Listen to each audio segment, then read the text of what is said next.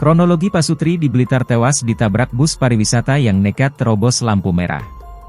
Pasangan suami istri bernama Suparno 60 tahun dan Sumiati 57 tahun, tewas usai tertabrak bus P Orana Jaya di perempatan Polohan Kecamatan Srengat Kabupaten Blitar, Jawa Timur, Selasa, 18 Februari 2025, pagi. Kecelakaan fatal itu terjadi pukul 6.30 WIB ketika bus yang membawa penumpang dari Jakarta dengan tujuan Blitar menabrak pemotor yang sedang melintasi perempatan. Kasat Lantas Polres Blitar Kota, AKP Andang Wastiono mengatakan kecelakaan terjadi karena bus dengan nopol AG7341UP tersebut mengabaikan sinyal lampu traffic light yang sedang menyala merah di perempatan lokasi kejadian. Bus menerobos isyarat lampu merah di perempatan dan menabrak Pasutri yang berboncengan mengendarai sepeda motor, ujar Andang melalui sambungan telepon.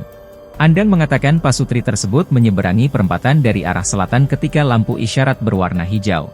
Korban ini menyeberang perempatan saat lampu menyala hijau, tapi busnya dari arah barat menerobos lampu merah, ungkapnya.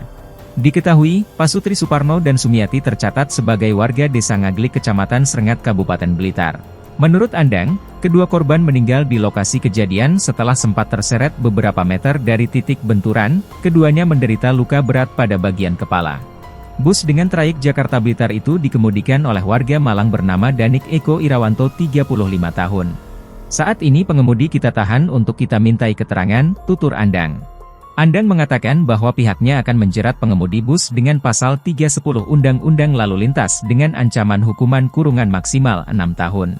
Kita akan perdalam lagi nanti dengan pasal-pasal KUHP yang terkait, tutupnya. Download Tribun X sekarang, menghadirkan lokal menjadi Indonesia.